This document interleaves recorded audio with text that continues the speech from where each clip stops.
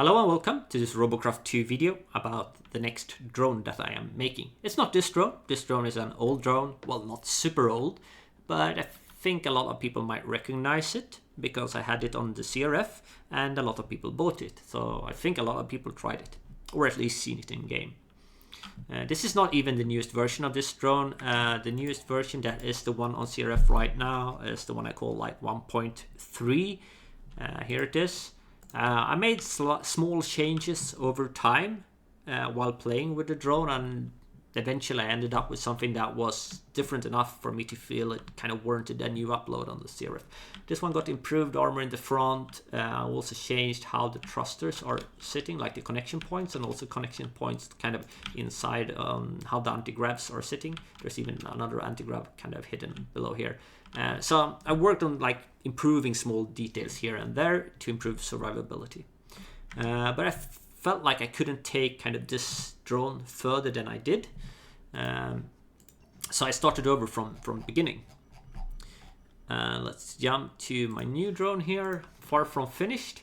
So the major issue with pretty much all like drones, or even the kind of potato-like drones, is that the thrusters are by far the weakest point of the drone. Every thruster takes 2 laser shots and it's gone. Meaning if you take a bit of fire, not even much fire from the side towards one of the sides, you might lose like all or at least most of your thrusters on that side, and then the drone becomes impossible to control. So you can end up with like a 90% intact drone that is just impossible to steer or do anything useful with because you lost the thrusters on one side. So I felt I wanted to add more armor to the thruster, so try to get the thruster inside of the armor. I've done that on older models, but they ended up very heavy, and if you're heavy, then you will take more fire, which of course makes you survive less good, since you kind of want a speed tank with a drone and not get hit by that much. So I've really worked hard on this drone to cut down on weight, making kind of a small profile. You can see here in the back, like the height here is only roughly 7 cubes high. This middle section is only 8 wide. So it's a small frame for the robot itself. I try to only put armor where I think that I will take most damage.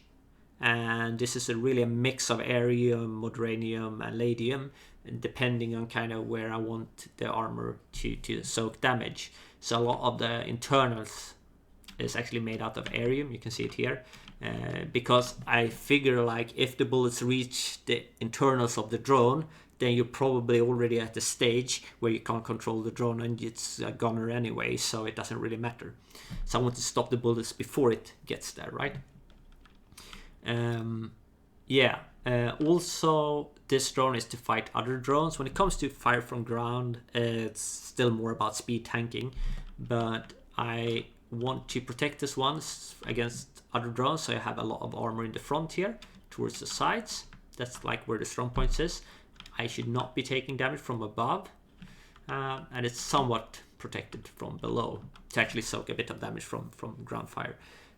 It feels like ground laser is at a point right now where your best bet is not try to fight it at all in a drone, just stay away from it. What you can fight is plasma and rail, and you should try not to get hit at all by those. A robot with lasers that got like somewhat light gun turret, so it can move somewhat quickly if he knows what he's doing, the player, it should have no problem taking out a drone. That's at least my point of view. I know people disagree with it, but it's also my experience flying in a drone that laser, like a ground player playing laser, knowing what he's doing, that's extremely scary. It's just stay away, don't try to fight it. So yeah, so with that in mind, also this could be interesting. This is the control or the logic for this robot. It's different from what I've done earlier, so I've done a few things differently. I think it will help. I will know once I've tested it in multiplayer.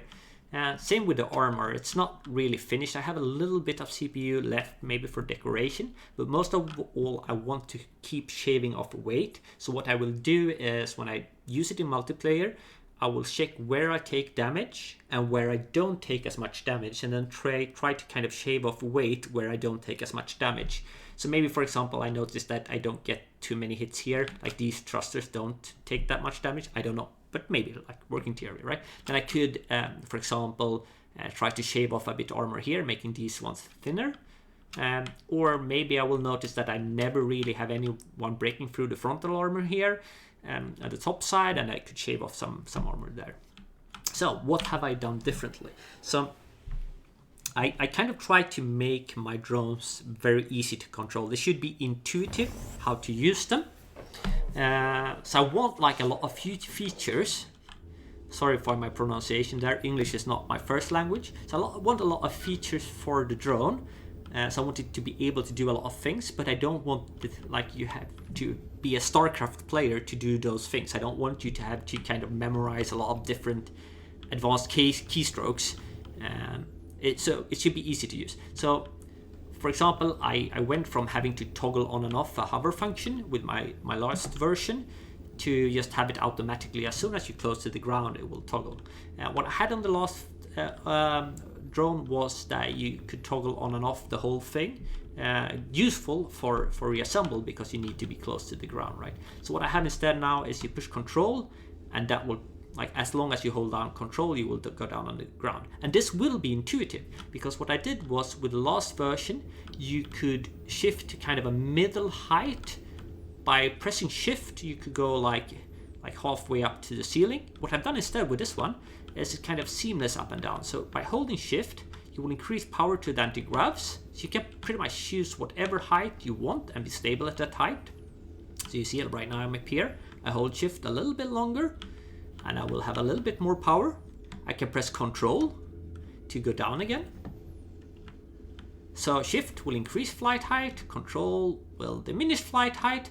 And if you're at the lowest possible flight height, that is just hovering above the surface, if you press control at that point, that's when you turn off the anti-gravs. So that should be very intuitive, right? Control for going down, and if you're close to the ground and press control, then it all shuts off, right?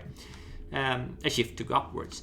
Also, if you are at some middle ground here, you might want to go down into the lowest possible setting very fast. So space will toggle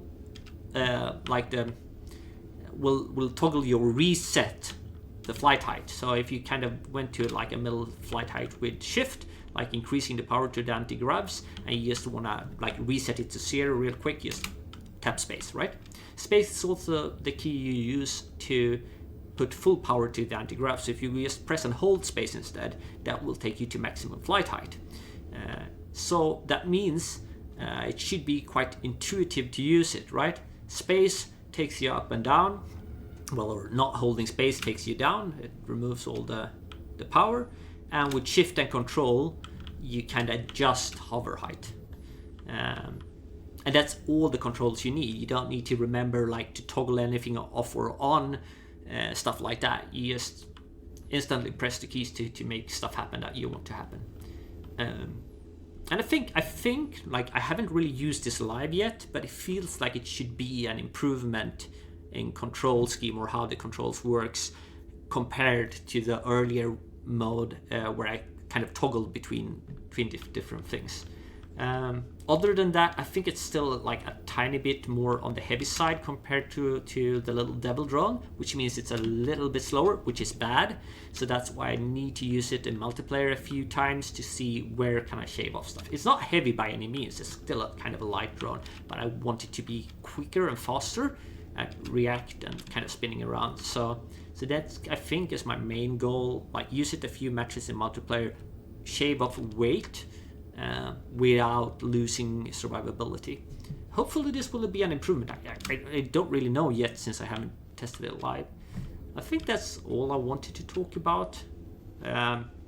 So this was a bit of an improvised video. I mean, I just talk about this robot.